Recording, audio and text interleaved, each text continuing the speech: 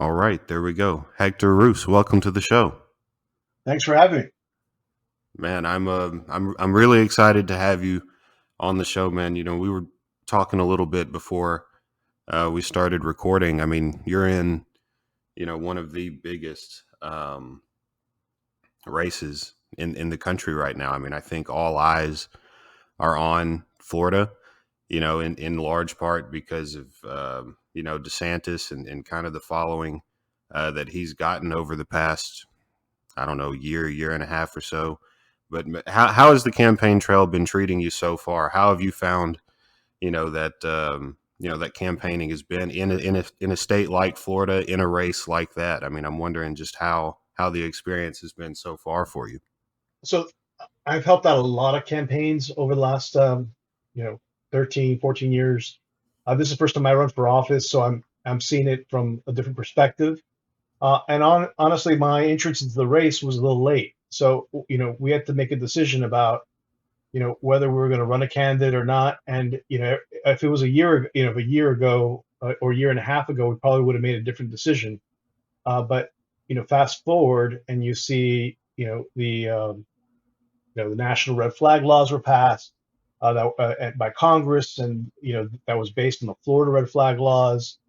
You see taxes, inflation crisis, and really we have a property insurance crisis in Florida that's increasing on top of the inflation, right? That's increasing the cost of living so much for people in Florida that there's speculation that there's going to be a lot of people who are going to have to lose their homes for foreclosure because they just can't afford it anymore. Energy costs are going up, so people, it's north of 300% in just a couple months. So it's, I always say the example of people in the chair of the Libertarian Party of Florida, got a bill for like $700 in 1 month for his electricity bill, and he doesn't live in a big house. So Oh my it's God. other people are seeing it too. I'm at least paying like another $100 more than I would the year before. So it's hitting people on different levels in different ways, and really the answer from the Republican led Florida government with Governor Ron DeSantis has been just silence. They've promised to do things, but it'll be like, oh, we'll do it next year, or that sort of thing, we're serious about helping you guys, but psych, and seriously, I mean, the governor at least has at this point made at least one public statement, like a press conference announcing that he was going to have this like a special legislative session to resolve all these issues. And a month later, it didn't happen, and we're almost, we're about 9 weeks to the election. So it's not basically not going to happen. And that's sad because a lot of this crisis that we're living in terms of cost of living, everybody around the country is feeling it. In Florida, we're just feeling it a different way because we don't really, our average income is median income is less than other states, so we feel it. Floridians feel it a little bit more. So it's just sad that that's what the elections turned into. Is this really reminds me of the old 92 election for president, where you had a Republican and a Democrat, asking for people's votes, and then you had this independent candidate, Ross Perot, saying, you're forgetting the people in the middle. You're forgetting the people who have to make a living, and Right. it's the economy, stupid, right? As that big saying back then, and I think this is what this election's turned into. So exciting to see that we're in the right. We have a candidate. I'm not the only candidate on the statewide ballot. We also have Dennis Misagoy, who's running for U.S. Senate.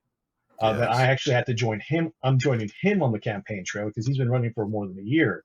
And it's we are holding the line both on foreign policy and domestic policy. And I feel that like the timing for us couldn't be better, but it also means that unfortunately the timing couldn't be worse for Floridians. And but you feel it. You see people trying to put together what this all means.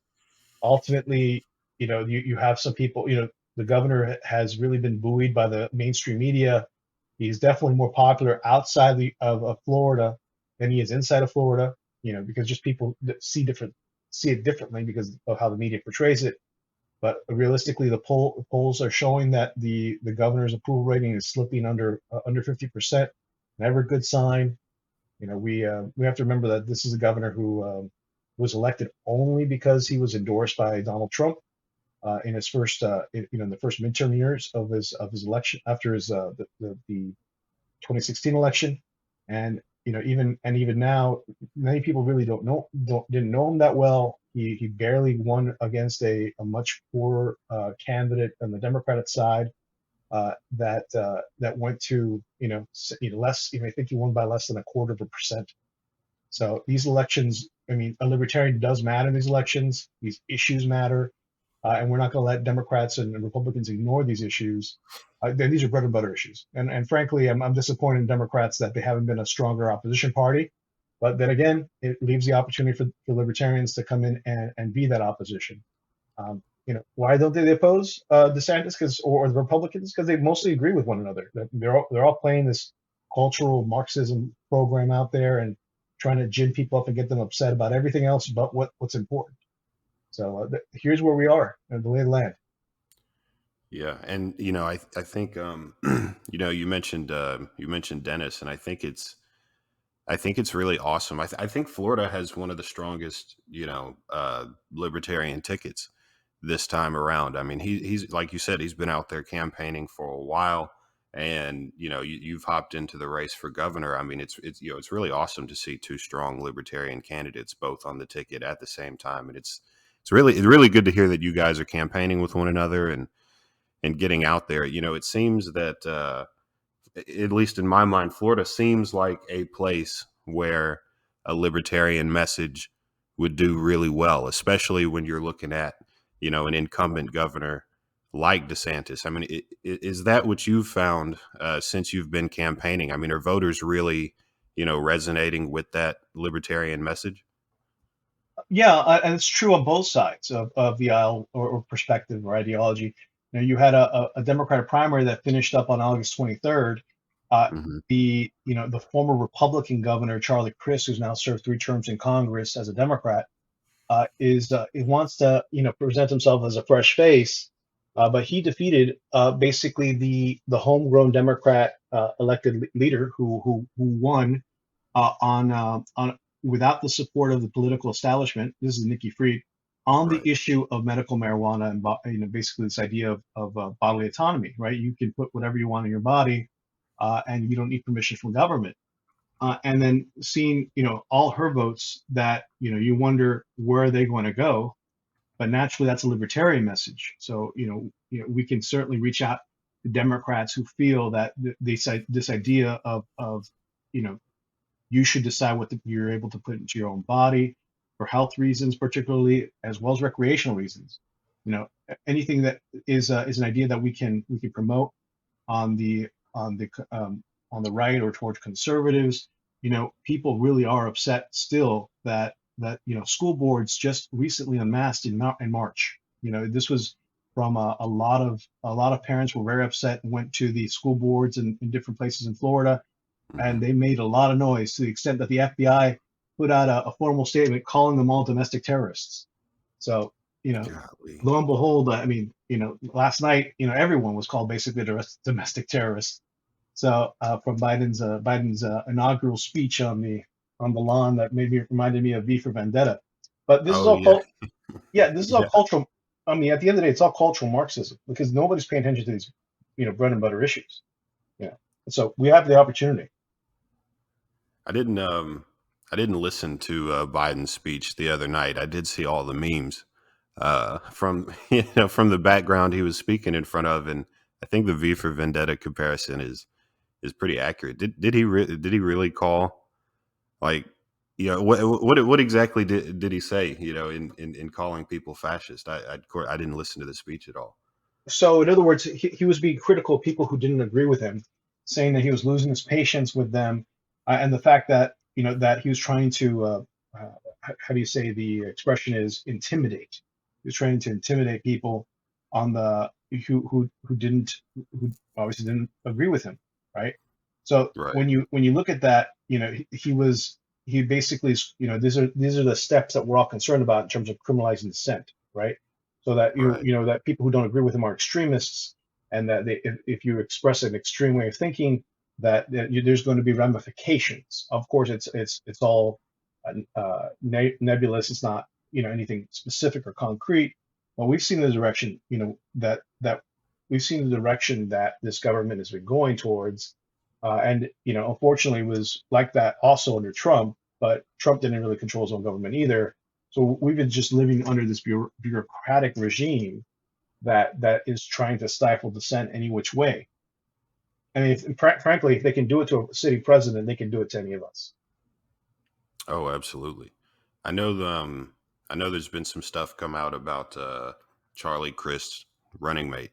I guess she was the head of the teachers union down there, and they pulled up some different different tweets of hers, different clips of her talking about I mean, pretty much saying the same thing about the people that were going to the school board meetings and everything like that, just demonizing them and making them out to be, I mean, essentially, comparing them and calling them domestic terrorists, just for going to a school board meeting and voicing their concerns. I mean, that just seems that's crazy to me. How did how did we get to a point like that where concerned parents wanting to express their concerns to the school board, which which would be the appropriate place to do it, are now being called domestic terrorists and everything else? I mean, how did we even get to a point like this? It just seems so. It would have seemed unthinkable years ago, but now it's just so commonplace. You want me to tell you the truth, or you want to give me a political answer? I want the truth. I hope you and your listeners can handle the truth, because the reality is that we've been not we, but the public, right, has been entertaining this debate about school choice, right? Mm-hmm. Everyone's heard about school choice. So the reality is that it used to be called parental rights. So when you changed it from parental rights to school choice, then if you didn't agree with it suddenly changed from we are accountable to parents to, if you don't like it, GTFO, right? Mm-hmm. And go to your school of choice. In other words, that is what happened. The people have lost the right to hold these school boards accountable, because the oxygen that was sucked up in the room was directed toward, if you don't like it, choose something else. So that's really where we're at. And the reality is that that has been something that we're now pushing back on, because you don't have to live that way. We don't have to go. How do we say this? We don't have to make it difficult for us to go through this entire process, find something else to some other type of education for our children, if we're literally paying for the service that we're supposed to have for our children, right? No matter what, in Florida, we have obligatory property taxes that pay into a fund that pays for public education in Florida. It's enshrined in the Florida Constitution that the government is responsible for providing adequate education for children. Mm-hmm. So, I mean, maybe I have to repeat that, because it's not an absurd comment to say. So what does it mean that we go from parental rights to school choice? That really, the difference is government involvement. So in this case, we went, the reason why parental rights was the most important step is because basically it meant that the last person who had the right to say anything about how the child's education happened should be the parents. When you switch to school choice, now it's government gives you these options for you to choose from. You choose it. We'll let you choose one of these, but these are the ones that we approve for you. So there's a model of government co-parenting there that is insidious, that whether you're on the right or whether you're on the left, whether you're conservative, whether you're liberal, is something that is defended by both sides against parents. So that's really where it comes back from. That is really the truth of how we got to this point where even speaking up in school boards as a parent is now seen as something divisive, when it's used to be something normal.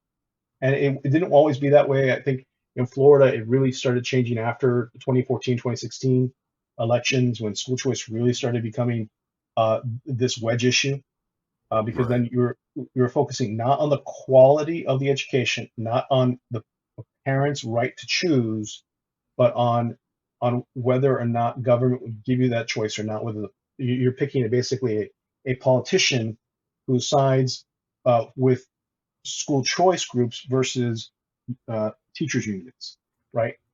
So Right. it's really become a political question, not a question of values. That's really where it comes down to. So so how would how would Florida return to a more, you know, an education model that is parent centric? I mean, how would I mean, is it as simple as, getting the state government to remove their influence from, from this issue? Or how would you as governor, sort of try to fix, So this particular issue? it's a good question. And so the libertarian approach for parental rights is returning decision making back to teachers, administrators, and parents. Right?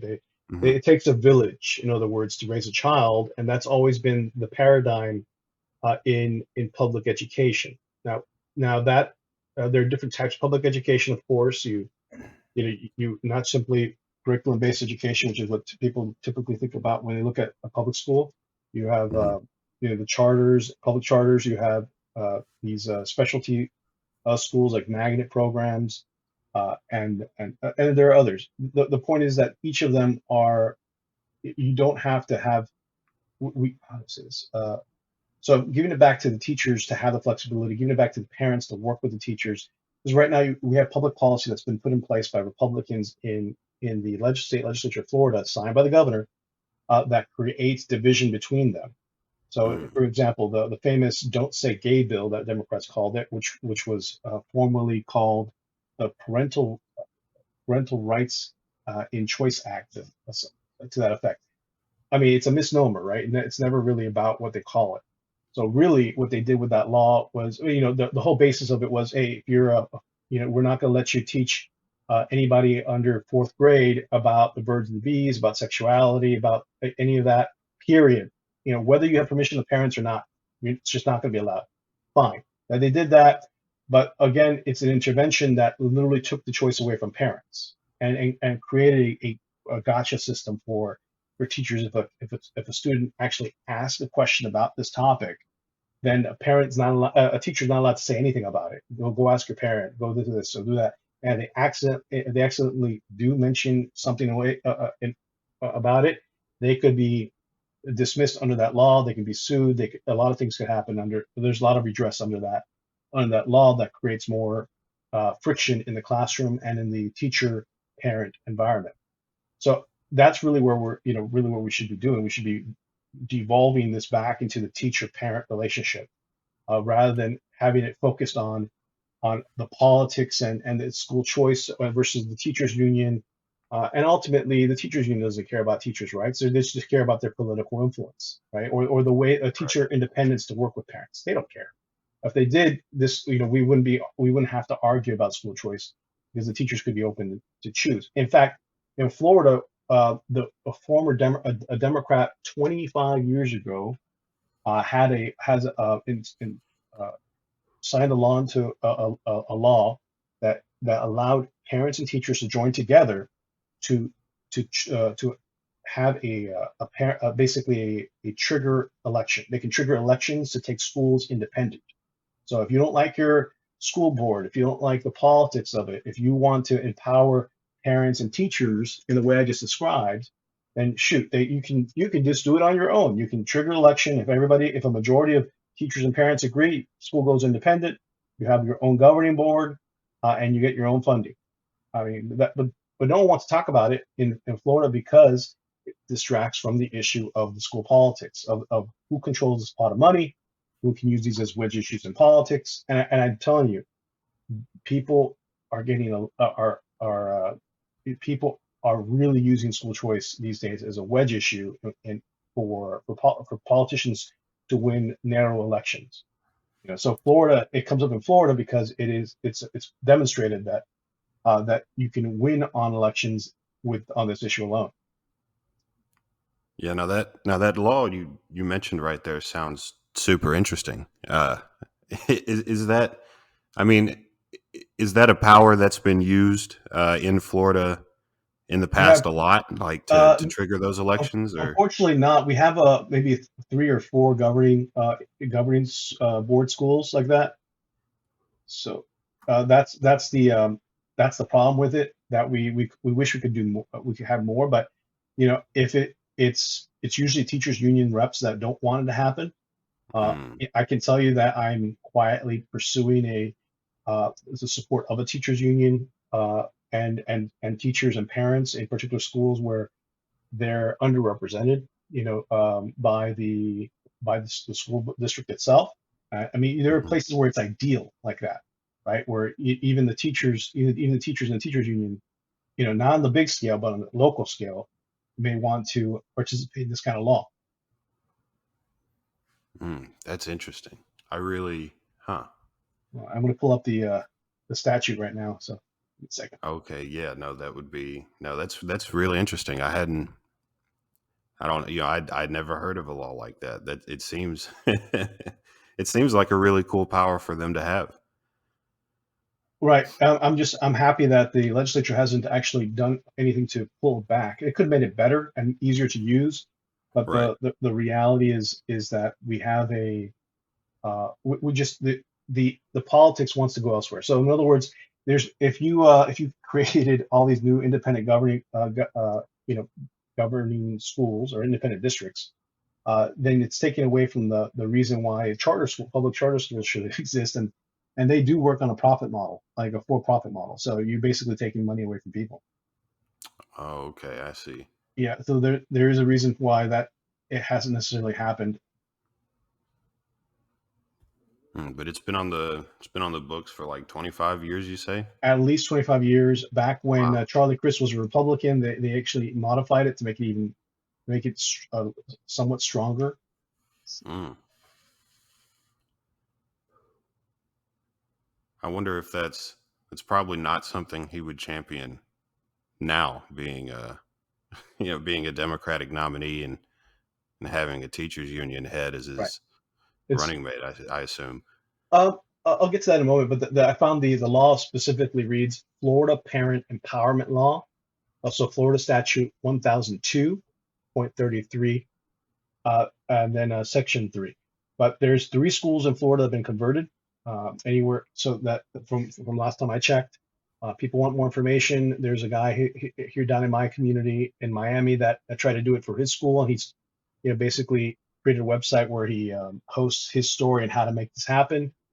He failed in his trigger election, but Hmm. the documentation is pretty good, and his website is parentguardianshipschool.com. So it's fairly straightforward process. Now, as for teachers unions, they are it is an influence game at the teachers union level, especially at the higher level, and they basically delivered a lot of votes for Charlie Crist over Hmm. his Democrat opponent in the primary, Nikki Fried, and he won decidedly 60-40. So if it was a payback for that, I can certainly understand why he recruited this union boss basically.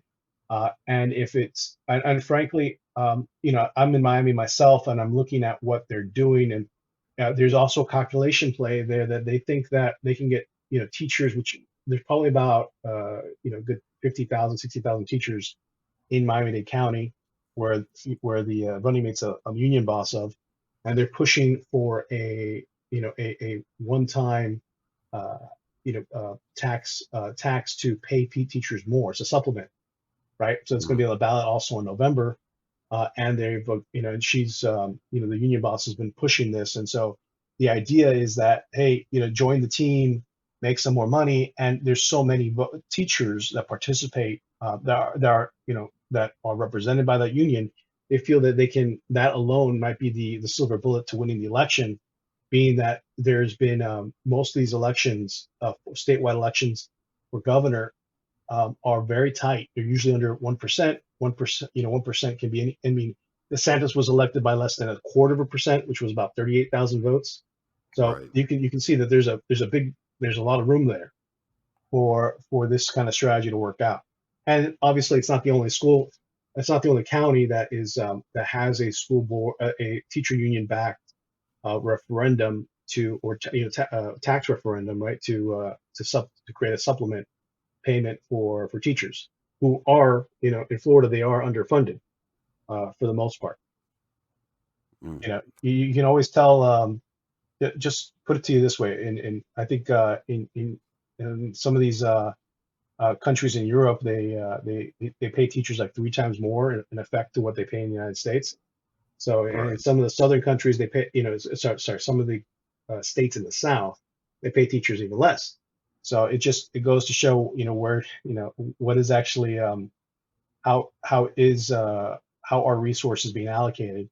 And frankly, I do believe that there's it's not a problem with school funding. It's a problem of school districts allocating funding to teacher pay. I think they're purposely creating the situation too to keep the politics going, because politicians thrive on this type of conflict, that they can always kick the can down the road, promise things, and they keep promising things to fix it when they come back for re-election. Just one more term. I just need another 4 years to fix this issue. Hmm. How many times have we heard that from a politician? An endless amount of times. Right. They don't want to do the work. They're not built to do the work. Our political process doesn't reward work.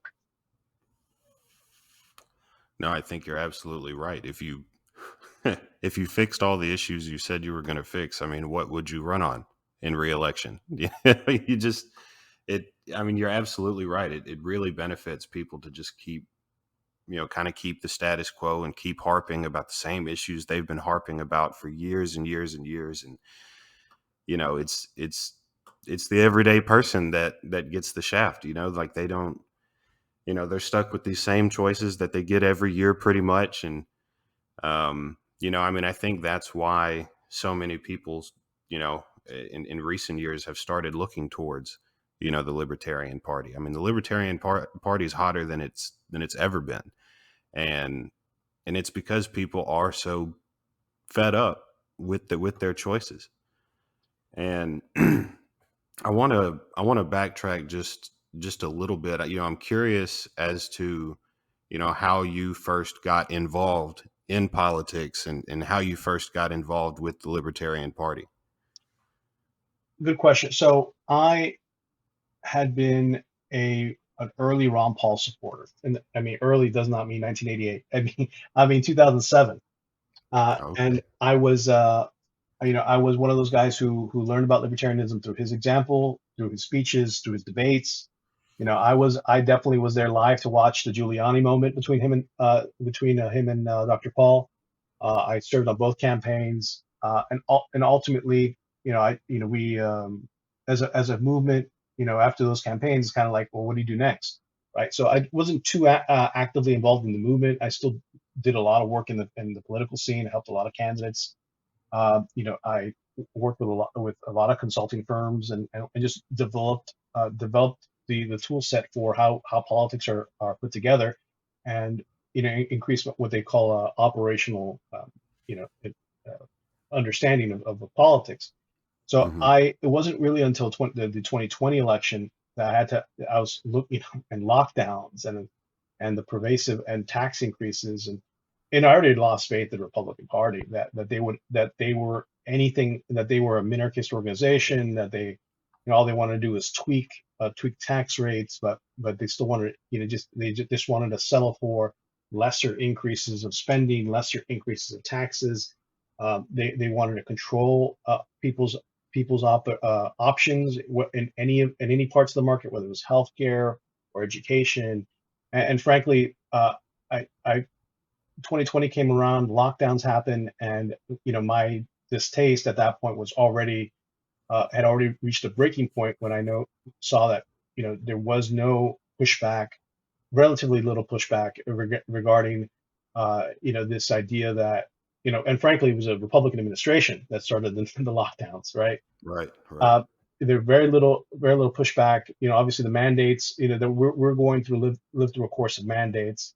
The Democrats, weren't opposing any of that, and so frankly, and ultimately we've seen in Florida is this kind of decline of of the political scene, the public debate, where Democrats and Republicans are walking such hand in hand that they have nothing really to oppose each other on, and they keep playing this cultural Marxism game where they want to call somebody, they want to call each other out on some kind of cultural issue, even if it's happening in another state. Like, well, without getting into an example, uh, and then ultimately I had to make a choice. I was doing some interviews back then on different community platforms, and I started interviewing other libertarians for office, and people representing the local parties.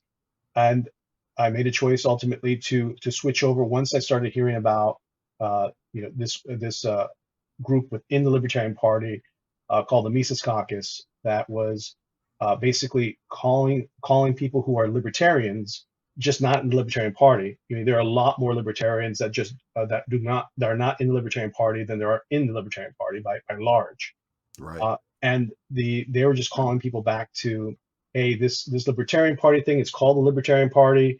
They were silent during COVID. They were silent in 2020. They didn't say anything about lockdowns or mandates or push back against really this totalitarian moment that we've lived in our lives.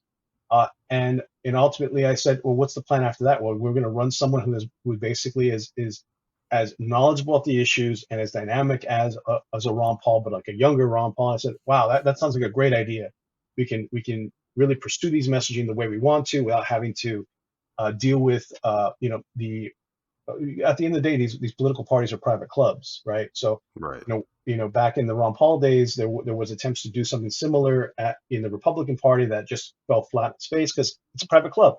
So if they can change the rules whenever they want, and in the Libertarian Party, it was easier just to say we're going to take over the whole shebang and really restore it back to its roots, right? So in other words, this little to no government roots where government is not intervening on every aspect of our lives, and where government does exist, it's not done so in a way that is intrusive or manipulative or coercive.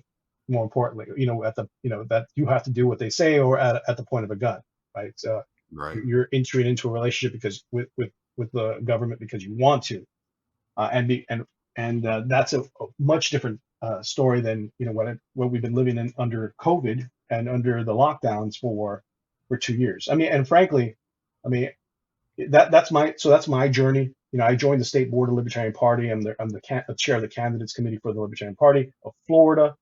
And ultimately, I looked around and we had this great guy named Dennis Visegoy who's running for U.S. Senate. We've had a number of other candidates who are running for Congress on the November ballot as well. And I'm in charge of recruiting all these candidates for local office. And I see the biggest office that we have, the governor, isn't being met. And people have expressed opinions about it, but there's been this interesting pushback about, well, we don't want to offend DeSantis because maybe he'll do what we say if we ask him nicely to give us back our freedoms or keep our freedoms, protect our freedoms. But if you have to beg at this point, it's not a sovereign relationship to someone who is. You've turned the relationship between a voter and a politician around, or a sovereign to a servant around, right? So now we have to act like the servants or the slaves and beg for our rights. No, our rights are inalienable. That's what our faith said, our credos, our founding fathers have established. That's what's in our founding documents, whether it's the Declaration of Independence or the Constitution. These rights are fundamental. We don't have to beg for them. We just live them. So that's where ultimately, there was still quite a bit of pushback. If I was saying I wanted to run a year and a half ago, this conversation would have been way different. But ultimately, spring forward, what changed was ultimately you start seeing the Democrat-controlled Congress, U.S. Congress, basically use Florida's laws, such as red flag laws, as basically a model for their red flag laws nationally. And they're going basically testing through Republican-controlled Florida government. They're testing policies that any Democrat led government would espouse themselves as a model for the rest of the country. And at that point, and you don't see any pushback from leadership, from Republican leadership, you have to say, there's really nothing to lose, because we're getting the same policies that if Democrats were running Florida as if when Republicans are running it. So what's the point? There's no difference. Right. And so we really don't have anything to lose in Florida. We have everything to gain, because ultimately the purpose of campaigns is one of two things: either win or gain influence. That is, expand the culture, take the issues to task, contrast, recruit. I mean, by and far, if anything's true, it's this: that campaigns or candidates are the number one recruiters for political parties, and political movements generally. It's the candidates, not these issues out there. They want people want to see other people stand up and be assertive on the issues they believe and they can prove are right. And Right. that's at the heart of this campaign. That is the first and foremost goal of this campaign. Whether Ron DeSantis wins re-election or loses, that's up to voters who decide to choose him over me or Charlie Crist, who's a former Republican wanting to run for I think it's his fifth time running for governor, in his third political party. Damn, it's his fifth time running for governor. Oh my Yeah, God. he ran like three times for under Republican. He ran once as an independent, and this is his first time as a Democrat. Damn, you guys just can't get rid of him. He just keeps coming back in a different colored cloak. Yeah, I think you said something real interesting there, though, is that there's more libertarians outside of the party than there are in it. And I can't remember who I was talking to. It might have been Dan Berman, but we were talking about how we feel that libertarianism is the default setting for most people. I mean, most people just kind of want the government to leave them alone, and they can do whatever they want to do. But voters feel trapped in the duopoly. Like they feel like they have to vote Democrat or Republican, for their vote to matter. That's what you hear a lot of people say. They don't want to throw their vote away on an independent or a third party candidate. But you know, I think just over the past couple of years, more people have kind of thrown that logic to the side, realizing that the two parties that they've been propping up this whole time just are not representing their best interest whatsoever. And like you've been saying, not only are they not representing the voters' interests, they're actually coordinating with one another to enact policies that don't really do anything except oppress voters. And I think you're absolutely right. Candidates and campaigns are the biggest recruiter for parties, and I think that that's something that it's crucial for the Libertarian Party and Libertarian candidates to understand. It's like the base of voters that you have to work with is way bigger than anyone would realize, I think. And it's just I don't know, and that's why I think it's important to run like really strong candidates. Like I said before, I think Florida has a really awesome libertarian ticket this time around. I think New York has a really good libertarian ticket this time around. And you mentioned that you are in charge of recruiting libertarian candidates for office there in Florida, right? yes. So what does that process entail? How do you go about doing that exactly? I'm really interested. So the first thing is I'll point out to you this way: the reason why politics is generally so messed up in America is, people said it this way. Basically, we have an older group of an aging out leadership. The average age in Congress, for instance, is well over 70 years old. Oh yeah. The oldest member of the Senate is Chuck Grassley. He's 92 or maybe 93 at this point.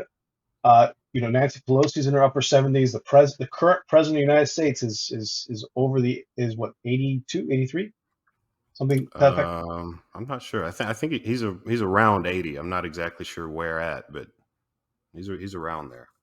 Right. So he's 79 actually. He, Okay. he looks a lot old.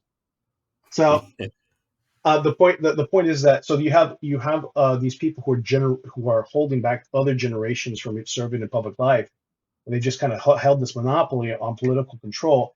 To a certain extent, it's been said that Gen X has completely been skipped over from political participation. So now Florida looks like they're going to elect the first millennial member of Congress who's going to be a Democrat out of the Orlando area. I mean, that's for the first time, and no Gen Xers. There are very few little Gen Xers that got that chance to do so. So Mm. this is true as you go down in government, in levels of government where it's less competitive. If it's like if you're outside of an urban area where there's not, and competitive means like there's who wants to really invest a lot of time and effort in a government that doesn't control a lot of things like a big budget, big taxi districts or a port or an airport, or you have something big like a big population. So beyond outside of those areas, it's not competitive at all. I mean, it's basically no one wants to get in there. You have the same people with the same. There's very little turnover. People often get elected without any opposition.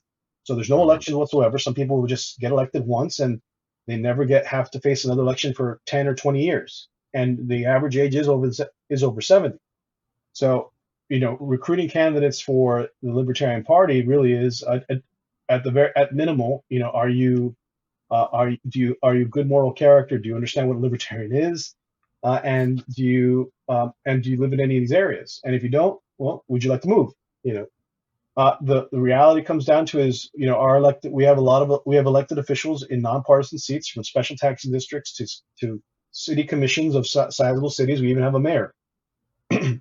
But that's still we just need to keep building on these numbers, and building on these numbers is really the task of the committees themselves. You create a list of people who are even interested in running for office, or supporting other candidates, and you just start creating a pipeline. And we have 400 municipalities in the state of Florida, 67 counties. That means 67 school boards. There's some school boards that you can get elected with like 500 votes. Kid you not. And there's some that you do need like 10,000 votes, and a Right. lot of them are like that. And some of them are countywide where you need 200,000 votes. So it's a different game for each situation, but there's not as the smaller the race, the less competitive it is, and that's really where our resources and our talent can be best focused. But again, an election like governor or U.S. Senate or something statewide uh, is uh, is a megaphone for the movement. So you can't put down the megaphone either. You know, you have to do what you can. Um, you know, I would also be remiss is that there's different strategies for running for big elections. You know, Mhm. one is we do. I tend to support weaponizing what's called the spoiler effect. The spoiler effect basically means that if you're in a state where the elections are close, statewide elections are close, then you can have an oversized impact on the election by basically receiving more votes than the spread between the top two candidates. So someone who's done this a number of times, who's been called a spoiler, is in Georgia, and I'm trying to remember his name right now. It's getting my mind. But in Georgia, with the Libertarian candidate there has run for U.S. Senate. Now he's running for Florida governor. I'm sorry, for Georgia governor. Mhm. And at the end of the day, we have to feel that we have a seat at the table because we can say, you're not paying attention to this issue. This is why you're losing these elections, not because we're simply on the ballot, because people are expressing their preference, right? So Right. that's really what it comes down to it. Now, I do want Mm. to mention a quote by Alexander Hamilton, which is centered to which is centered to well, let me double back real quick. Mhm. That this is the effect of recruiting candidates, and what the strategies are for the Libertarian Party as a minor as a the third party that's sitting behind the big two, which is we are trying to espouse the issue that we're giving people a choice. We're giving people an ability to choose their preference, to choose their conscience, and not vote against their own conscience. So, in other words, we are trying to highlight to people that standing opposition means that we are giving people a choice. Otherwise, they're left with just the biggest lie in politics, which is that good people, good character have to they are obligated somehow. to voting for the lesser evil. Mm. Now, that you want to talk about lawlessness, imagine everybody voting against their basic morals, morality, and conscience constantly, and you're going to see moral decay in the country. And guess what? We're there, right? Oh That's yeah. what's happened. So, not to the Alexander Hamilton quote. So, founding father Alexander Hamilton explained this explained this way back then too, as a principle. His quote is, "If we have an enemy at the head of government, let it be one whom we can oppose and for whom we are not responsible." I'll read it again. If we must have an enemy at the head of government, let it be one whom we can oppose and for whom we are not responsible. Mm. So at the end of the day, we don't, if you want to support, issues and you feel like Republicans are like Florida example, right? We have Republican controlled legislator, we have a Republican as governor, and yet they act like Democrats. And it's harder to stand up to these statists, for lack of a better word, because then you're dealing with somebody. People feel like they can't oppose them because, oh, at least their talking points are good, right? But that's Right. making us responsible for their conduct, and that is something that we have to get away from. It's far better to have, instead of defensive voting, defensive. So people would characterize defensive voting as, well, voting for the lesser two evils, or the other way, which is vote your conscience. Let if the worst character gets in, but you have a strong check on them from like a legislature, then that's a preferred situation than having a unilateral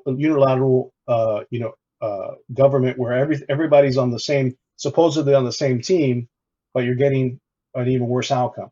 Basically, what we've had for too long in Florida is Republicans have been governing, and they put people to sleep, right? They put them into this false sense of security that they'll defend their freedoms, they'll keep their taxes low, they'll keep their cost of living down, and rather instead they've been governing like, we're going to increase taxes have been increased 4 years.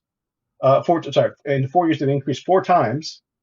They have obviously restricted gun ownership or Second Amendment or right to self defense, both in Mm-hmm. terms of by raising the age of to purchase a firearm to 21, by installing red flag laws, which is simply another form of civil asset forfeiture. Of course, they've expanded civil asset forfeiture, which, if you don't know what that means, it means that basically that you can a police department, a sheriff's agency can seize your property, any of your property, with the notion that it is involved in a crime, and and you have to go to court in order to ask for it back. Same way with if they seize your firearms because someone accused you, to the police department, who then goes to a judge to just get a warrant that says, we want to see, I give you permission to seize somebody's guns. So it's all based on you are presumed guilty before, and you have to prove your innocence. When it's traditionally in American jurisprudence, there's a legal system is based on you are innocent and have to be proven guilty. And so we've created a system in a legal system or that's being forced on us as a arbitrary and capricious manner of politically driven law. So that means that none of our liberties are safe, none of our property is secured, and we've even seen the Supreme Court, which is just basically a group of politically influential attorneys, Right. argue that and try to legalize the notion of this idea that government can take your property away if it has something to do with the public good, whatever the public good is. Again, arbitrary and capricious. So uh, when it gets down to it, we have to, this idea of us taking responsibility as individuals for our own lives is the most important part of this process. It first starts by just being free to, express your preference.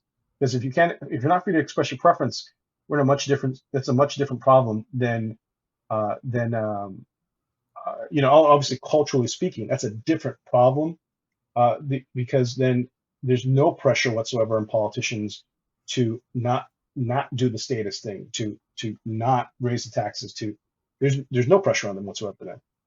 And this is the goal ultimately of what these kind of campaigns. This is The best example of a spoiler has always been uh, the '92 election for president with Ross Perot, Hmm. where he said, he got what, almost 30% of the vote that year, and he had a shot, of course, but the point is that he pivoted, he expressed issues that were being ignored by both parties, and it caused enough people in the election, even if and clearly he got more votes than the difference between the two candidates, and the sitting president lost re-election, and maybe after Ross Perot's famous quote in that election was, "It's the economy, stupid," right? Right. Yeah, similarly in Florida, I mean, we have a political establishment that's so arrogant and just comfortable that they've raised taxes, they've let people be concerned about the future of their of home ownership. They basically raised taxes or allowed cost of living to increase so much that Hmm. people are wondering whether they're going to be able to afford to stay in their homes. So you create that much uncertainty in people's lives, there should be a reaction. And Right. I think the problem with DeSantis these days is that he's expended so much political capital to get to where he's at, that he has no he hasn't really he, his only tool right now is really more cultural Marxism. Let's say it what it is. When you're attacking teachers, you're attacking this, and you're criticizing something, things that are happening in other states, or you're spending time criticizing DC when you're not really doing anything, just opening your mouth and saying something, and you're promising things that won't happen until maybe a year or 2 years later. Ultimately, and you're not fulfilling your campaign promises. Ultimately, people are going to realize that. So I think if DeSantis loses, it's really going to be a check of him losing, not because people just don't see any hope in DeSantis turning things around. And frankly, they basically lost confidence in him, if they had it in the first place. Oh This guy, yeah. I mean, DeSantis is the guy who was one of the first lockdown governors in the United States. Yeah. Yeah. That's right. And he still somehow gets all the credit for keeping schools open. And I mean, he's really branded himself, and the mainstream media has branded him like this super pro freedom governor. And I mean, I think just over the course of this past almost hour we're approaching on, I think you've made the case that he's not. Um, and we are approaching on an hour. I don't want to keep you too much longer, but I did have one more thing I wanted to ask you about, and we've kind of touched on it a little bit here and there, but I think it's important, so I wanted to really emphasize it here towards the end. And it's prominent on your website, the Florida model red flag law. On your website, you listed as a big reason as to why you're running, and you did talk about it a little there just a minute ago. But if you could just break down exactly what that red flag law is, and how it's been used in Florida so far. Sure. So Florida. So let me start with this. Florida is part of is one of these states in the South. The South, everyone's heard of. If you're in the South, you've heard of the term Jim Crow. Hmm. So Jim Crow is a series of post-Reconstruction laws that were designed to basically keep the political establishment in power, to demotivate Northerners from moving to the South, to encourage free black slaves and descendants of black slaves from remaining in the state, by taking away ballot access, taking away the right of gun ownership, of self-defense. So this is in Florida particularly. Actually, the modern civil rights movement that people have heard about in the 50s and 60s actually did not formally end until the 1980s. And so you Hmm. still have a lot of people in politics in Florida that belong to the generation where they remember how Jim Crow was in Florida.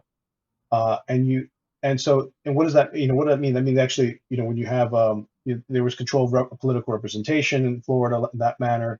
Even more recently, there was a Supreme Court decision that showed that there was a state and corporate uh, policies to essentially segregate communities through something called redlining. So it's just saying that this is something that's actually it's something that's not so old in Florida that it can be dismissive. It actually is still part of the landscape. So when you talk about any type of gun control laws, particularly in a state like Florida, you actually have to like you have to go back and remember what this whole history of the civil rights issues have been. By the Mhm. way, when the Nazis saw in the 30s saw what Jim Crow was, they went they went holy cow, and they're the ones that said, but we don't even go that far, but that's what you can that's how far you can go with that. That's crazy. Let's just say that's to put it in perspective. I mean, it's colorful, but that's really what it comes down to. So back to red flag laws. Red flag laws specifically are a form of gun confiscation laws. Mhm. So, but the uh, let me explain what it is.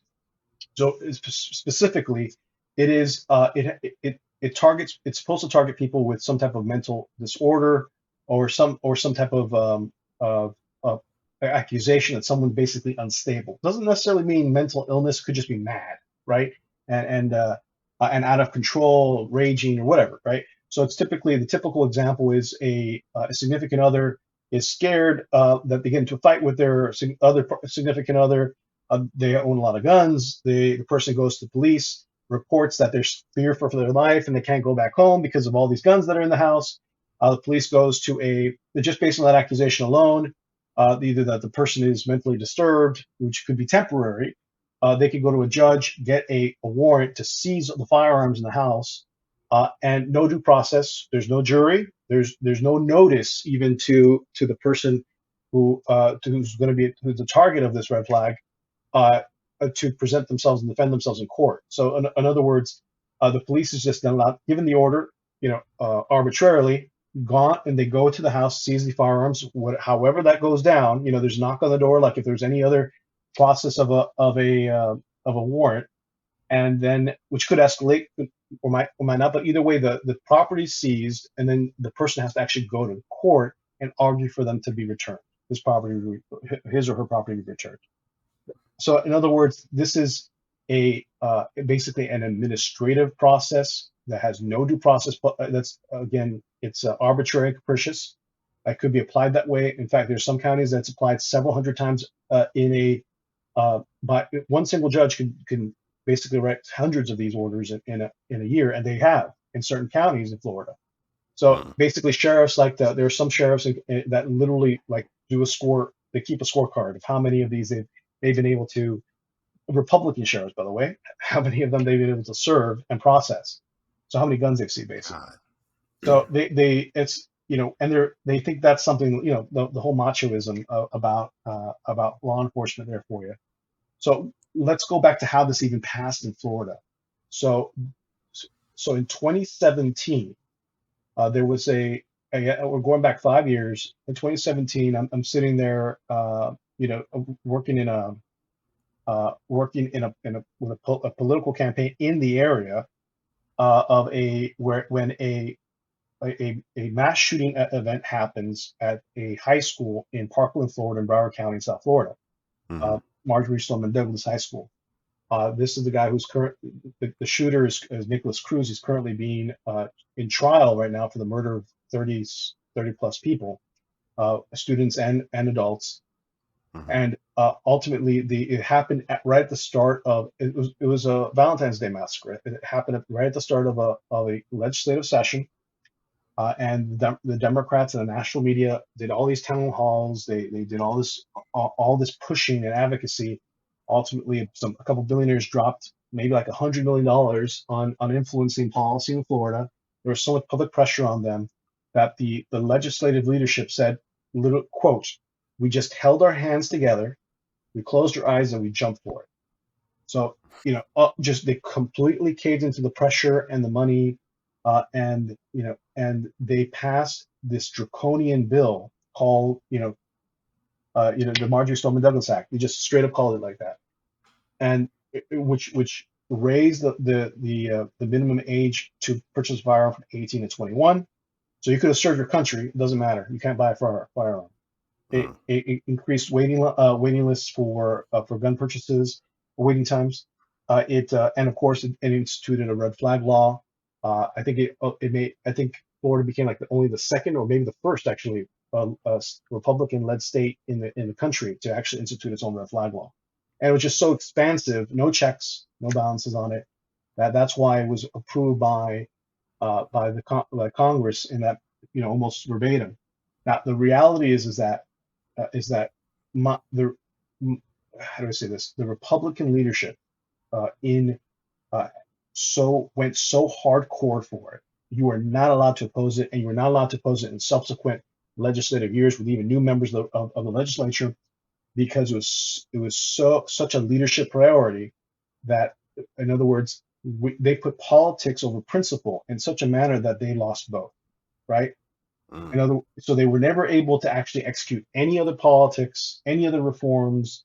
They were locked in on gun control, 100%, and they couldn't, even that year and subsequent years. It's basically demoralized and undermined the ability of even small, limited government proponents to do anything in Florida government. So the only minor change I've seen anything happen is really, direct primary care was passed. Whoopee. That was already work that was already happening Right. for years, because sometimes it just takes like 6 years to pass anything that important. And all it was which redefined, all it did was change a word that says that it redefined direct primary care as not insurance. Does it? It's not insurance, so it can't be regulated as insurance. But Mm. okay, so back to the main point is that Republicans lost their way in such a hard way in Florida that, in comes Ron DeSantis. He gets elected in 2018 by the president. Ron DeSantis is just picked. He's randomly picked out of obscurity by some political establishment. Hack presented with a ribbon, in a bow, as a gift to Donald Trump.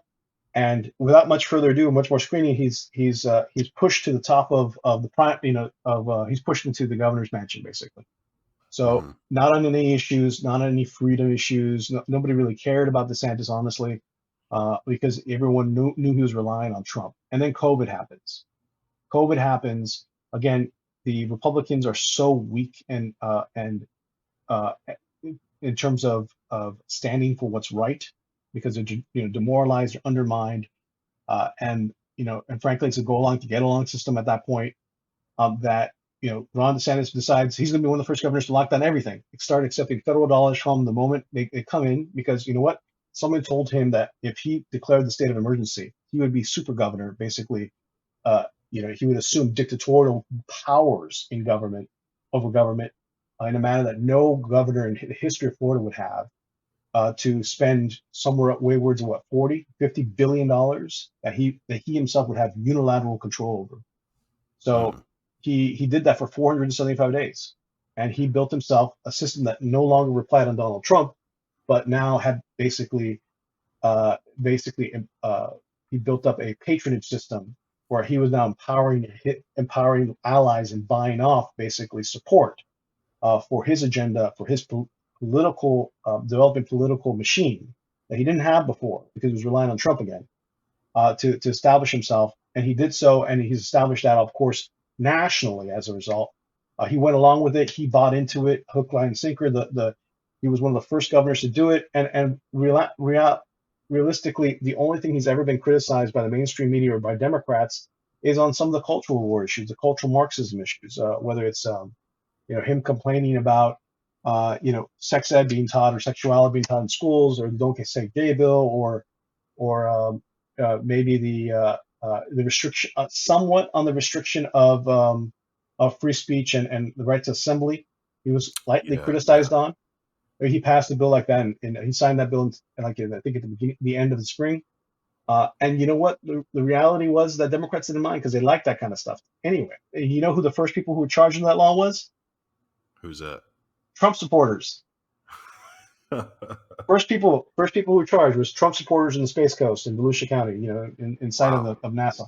They charged them under that, for basically, for putting, for standing, for doing a counter protest and being obnoxious and leaving their car in the way of traffic. They were the first ones charged with it, and Wow. that's really what it comes down to. It's never the intention of all this kind of public policy is never intended to affect the people that they say it's going to target. It's always going to target the opposite way. I mean, that's the moral hazard of it. So when I say that, of course, uh, ultimately DeSantis's state of emergency for 475 days empowered all local governments to basically do whatever they wanted to with COVID. So guess what? The public hospital agencies, a lot of the left-leaning or Democrat-run counties and municipalities, they enacted everything from mask mandates to vaccine mandates to noise to curfews, and they continued lockdowns for through the 2020 election. I'm in Miami, so I saw there were still curfews and mandates of that form all the way through the election of 2020. But ultimately, even the mask mandates weren't reversed in schools until recently, and the vaccine mandates are still in place in public agency hospitals now. Really? Yeah. So in other words, if you want to get treated in a public hospital setting, you're going to need to either ask for some kind of religious exemption, or you need to get you need to get jabbed. You need to get the ouchie. So it's not like DeSantis was following Fauci's order. So he was just doing everything but the ouchie. So I call him Fauci without the ouchie. Because really what he really said was, I don't agree with the recommendation of the CDC and the FDA, because I see these other scientists who are telling me something different. But so I can't justify the lockdowns on my own. So he just let other people make the decision instead. Wow. And for the most part, he had the only reason why after 475 days, it was only a week or two later after that California reopened. And if California reopened and we're still under a state of emergency in Florida, people are going to start asking questions. So that's really what it came down to. And then as the Libertarian Party, as a member of the board of the Libertarian Party of Florida, we were starting to make a lot of noise about that. That we're still, New York is reopening. What's wrong with you?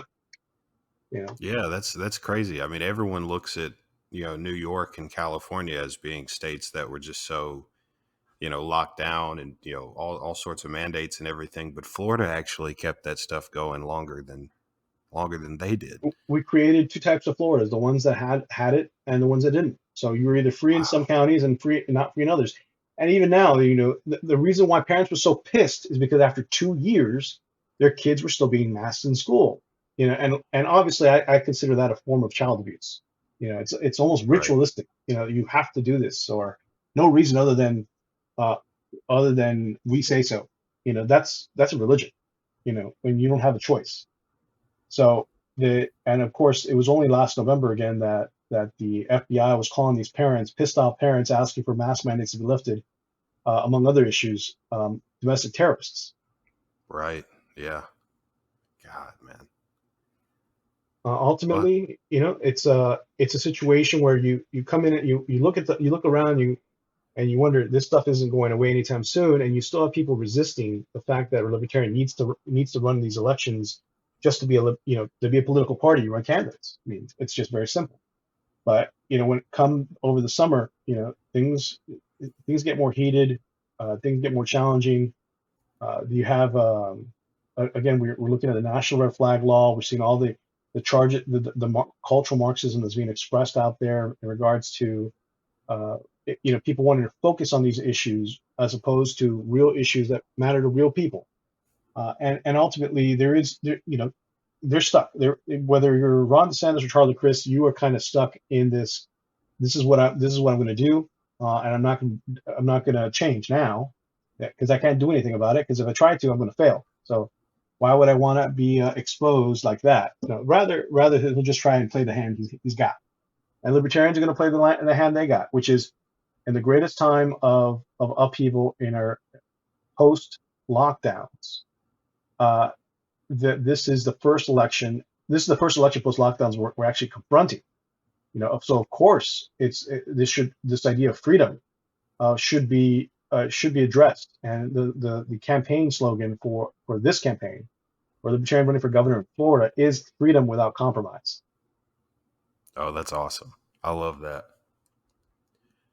Man, I think it's I think it's so important that that libertarians continue to run in these big races and challenge the status quo, and give voters another option. You know, an option that's really going to stand up for their liberties and their freedom. And I do want to kind of wrap up here. I didn't mean to keep you for as long as I did, but I've been so fascinated with your answers and what you've been talking about, because it's so different than like the media coverage of DeSantis. You know what I mean? Right. There's so much stuff that I didn't know that you've been talking about. I've been taking notes and Well, everything, just blown away at how the contrast of the coverage of DeSantis's Florida, and then like what's actually been happening there on the ground. It's I kind mean, of blown me away. it's so. I mean, I've met DeSantis a number of times in person. Shaking his hand, I've taken photos with him. Those photos may or may not come out one day. But the reality comes down to is that one of the first times I met him was in person. He was a proponent of the fair tax in Congress, so he was one of the spokespersons for it. So and that requires abolishing the IRS, right? So Mm, DeSantis went from, oh, I'm going to abolish the IRS to, I won't even say anything about the FBI, raiding Trump's place and political prosecutions. I'll just remain silent. I won't even call for another agency to be abolished anymore. He just that hasn't his what he's done is, and he wasn't basically he wasn't much of a constitutionalist in Congress either, right? So it's mm, just he's played the game. And frankly, when you think about how he raised up the ranks and he came into his political career of his, having basically accepted the deployment to be the JAG officer who was in charge of basically the torture camp over in Guantanamo mm. for years. That's really where he's coming from. He basically he will make the pact with the devil if he needs to. I don't see anything else.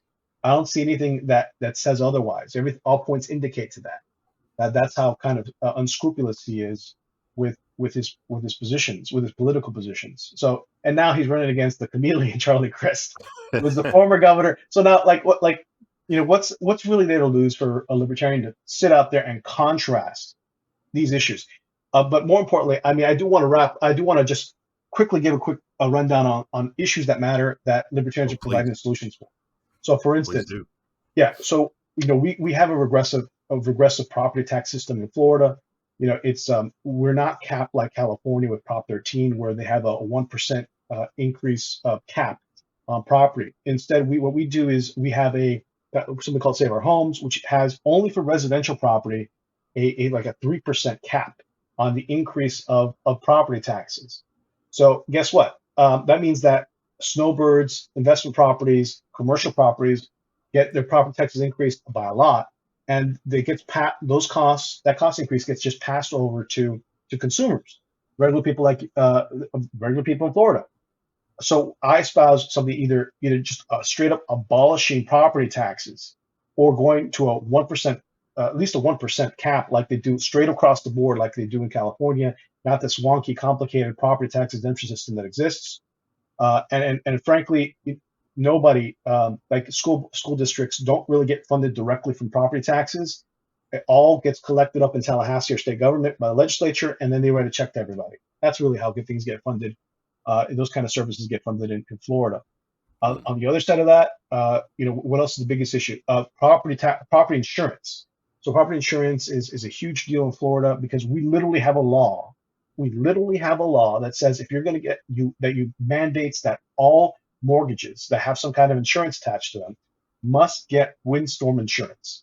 Windstorm, like or like a hurricane insurance, or they call just basically has a category of property insurance. mhm. Obviously, that adds an enormous cost now to home ownership.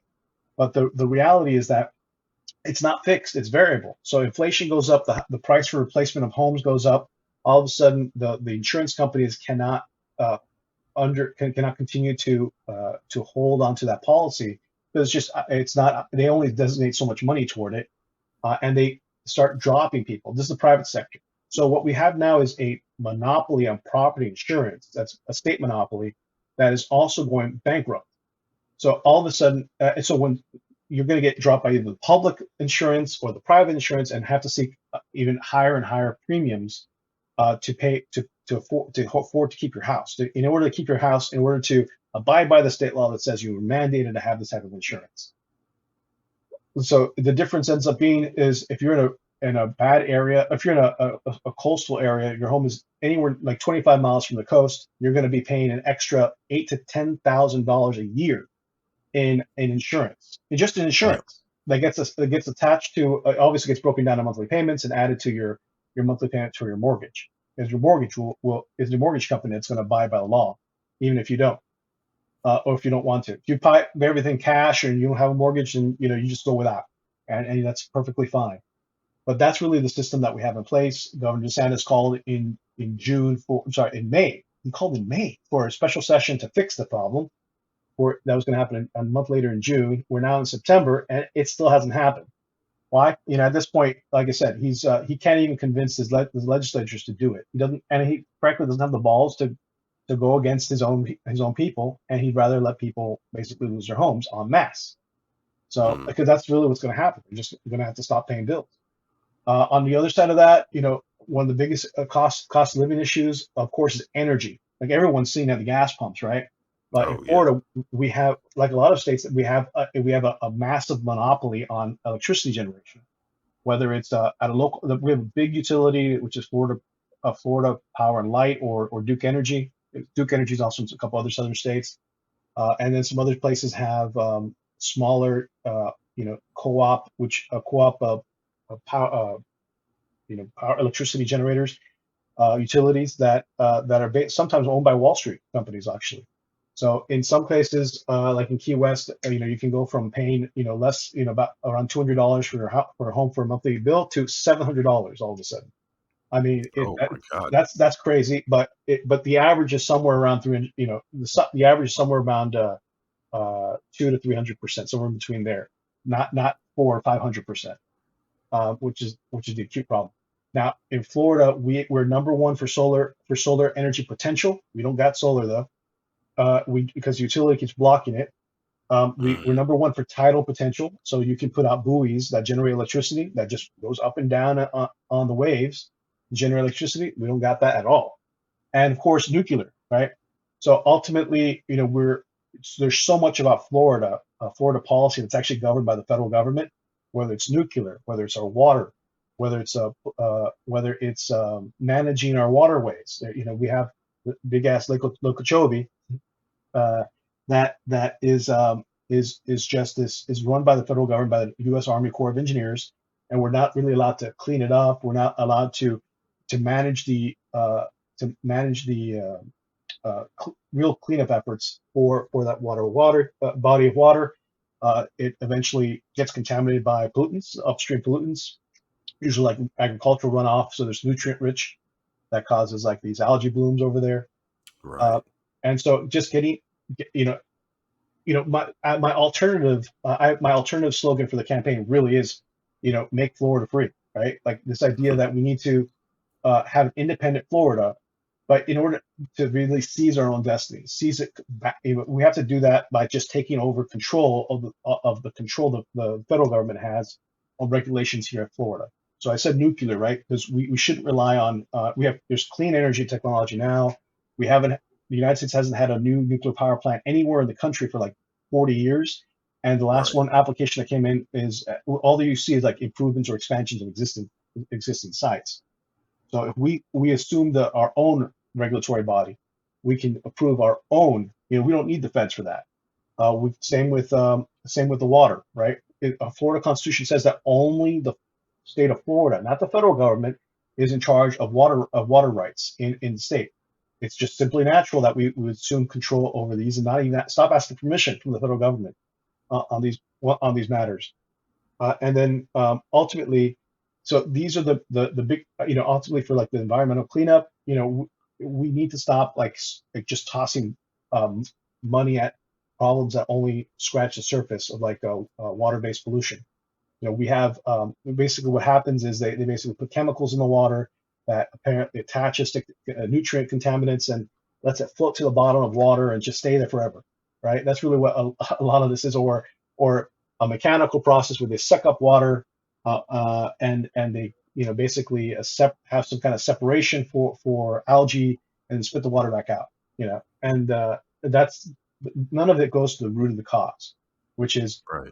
resolving the nutrient pollution upstream or finding a way to prevent or capturing the nutrients. So I endorse this process through an organization called Hemp for Water, which basically uses hemp, industrial hemp application to fix nitrogen and other nutrients through their patented process that is not invasive, that is obviously promotes actual water health, and ultimately gives us a chance to actually solving the problem at its root causes. I mean, there's a lot of other issues that really are very central to the state of Florida. Things like defend the guard. I'm all on board. I'm a libertarian. We are the anti-war party of the United States. Mm-hmm. And the federal government is using the National Guards in different states as a recruit backstop, because who wants to go to war forever, right? Wants to see their buddies and Right. themselves maimed and then come home and like one guy said on the internet, I lost both my legs so I can see these guys for the GI program, and then I see these guys getting uh, their tuition debt paid for, waived, right?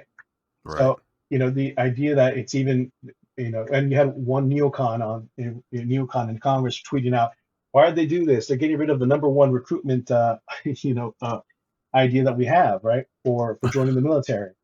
And ultimately, this nonsense, the nonsense would be stopped if we closed if we passed the Defend the Guard Act, which is a law that basically prohibits the use of National Guardsmen on foreign deployments without a constitution, a congressional declaration of war, like the Constitution says.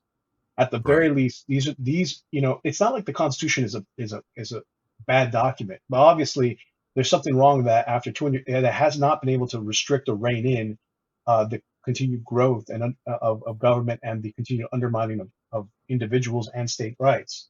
So it's really, at the end of the day, it's only as good as the people who are going to represent it, right, and promote it and enforce it. So that's what we have to really get back to. I think we're getting to a level playing field between the big media companies. That's why I'm doing this podcast, because Mm-hmm. ultimately, we the people are the check. We are the ultimate authority. We're the ones that grant the sovereign authority. We're the ones that give authority to states, to all these government agencies, because it originates from us, not from them. There's no divine right. There's no a deity that came from heaven and said this. We're giving authority to the United States Congress or to the Supreme Court or to the governor's mansion. No, or the mayor's or city hall. By no means. It's always been the people, and we're going to get there. And libertarians are ready to run for office everywhere and really promote alternatives to the to what's the current situations in society, whether it's education, energy, housing. I mean, uh, it's not it's not simply about contrasting and calling out the inconsistency of the Democrats and Republicans who are just joining Mm-hmm. forces in agreement. It's really about providing solutions for people who have been for people's issues that have been ignored by both parties. So it's not like, oh, you're ignoring them. No, no, no. It's now, look, this is a simple way to do this, right? We don't have Right. to we don't have to deal with being ignored. We don't have to put up with it anymore. So that's what we don't have to compromise in order to in order and beg for our freedoms. We have our freedoms. We don't have to compromise anything ever, and that's where No, we're at. yeah, I think you're absolutely right. I'm real glad we did this podcast. I'm real glad that Florida has a real solid pro liberty candidate on the ballot for not just governor, but also Senate. Like I said, really good libertarian ticket there. And there's some other really good libertarians all across the country. So I think, people are going to be fired up once they dig into the Libertarian Party's message and start seeing, these candidates out and about. And, I'm I don't know. I'm really excited for a lot of you guys come November. I think it's going to be really interesting. Just before we wrap up here and go, do you have anything you want to shout out? Website, Twitter handle, upcoming events, just anything you want to promote? Sure. I mean, right now I'm sharing the news that this past week, the campaign has welcomed Pastor Jerry Tubb Rorabaugh from Jacksonville. I'm really proud. He's the running mate, the lieutenant governor running mate for the campaign. He's he's a great communicator on these issues as well.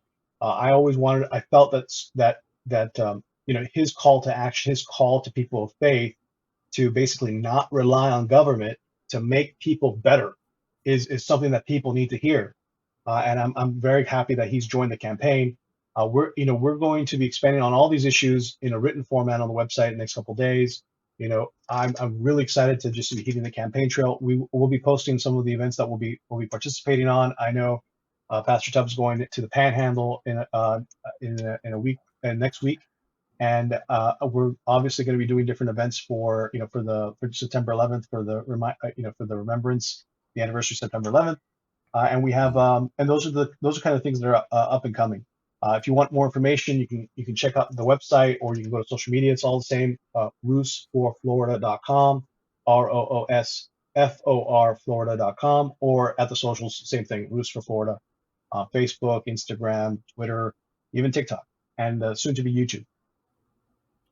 There we go. Go check them out. If you're in Florida, be sure to look them up and consider them as you go to the polls in November. Hector, it's been awesome having you on the show, man. I've really appreciated it.